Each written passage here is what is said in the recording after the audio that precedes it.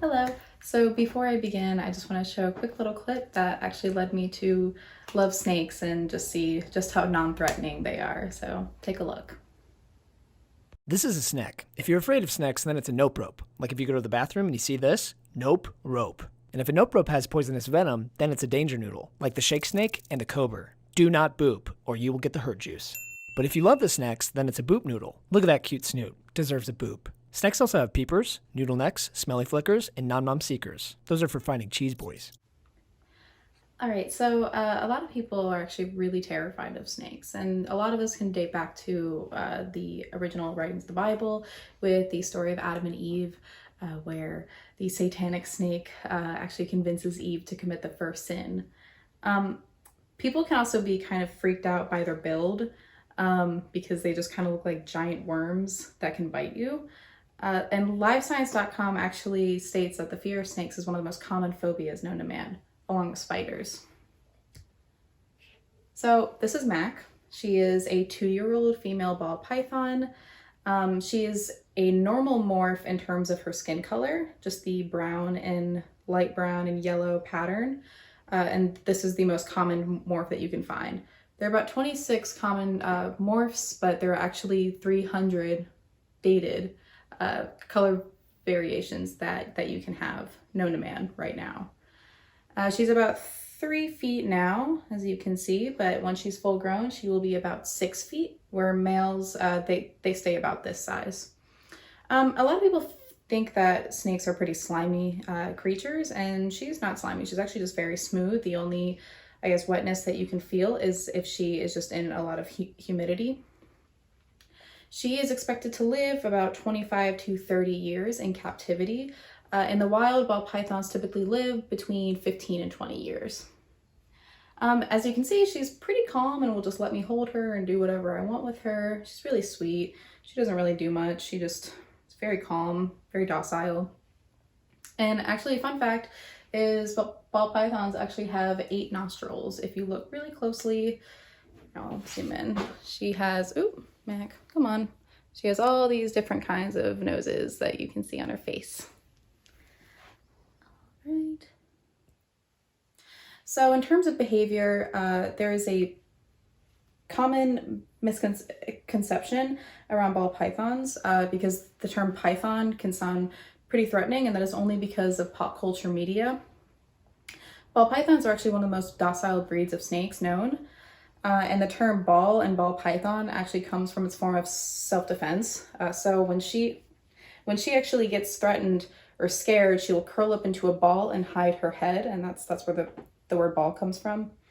And she's a pretty shy animal. She spends most of her time hiding in darkness, and ball pythons are constrictor snakes, sorry. And Michelle Blake, she's a ball python expert and journalist, elaborates on this term for constrictor, which is just their method of hunting their prey. So when she wants to eat, she will strike at her prey, barely use her mouth or teeth, and she'll just use her whole body to constrict the prey and then swallow it whole. It takes her about 48 hours to digest her food because she doesn't chew on it like a mammal would. Going along with eating, Animal Planet's section for ball python care states that ball pythons only eat once a week when they're young and once every other week when they're full grown. But ball pythons in particular are pretty picky eaters. This girl has not eaten in about 4 months just because she doesn't feel like it. A lot of them don't feel like hunting at that time, and then we'll go on what it's called a hunger strike. And ball pythons can actually go up to a year without eating as long as they're not losing weight or malnourished. They only eat the circumference, come on Mac, of the size of the biggest part of their belly. So she will only eat about that big, which is just like a medium-sized rat. That is about all she will eat.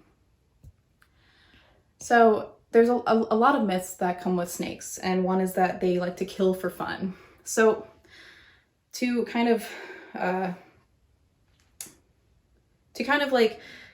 put an end to that theory is that snakes are cold-blooded animals, along with lizards and bearded dragons and salamanders, yet people feel less threatened by those animals. Snakes are no different. They can only they're not able to process emotions, so they can't feel happiness or sadness or anger.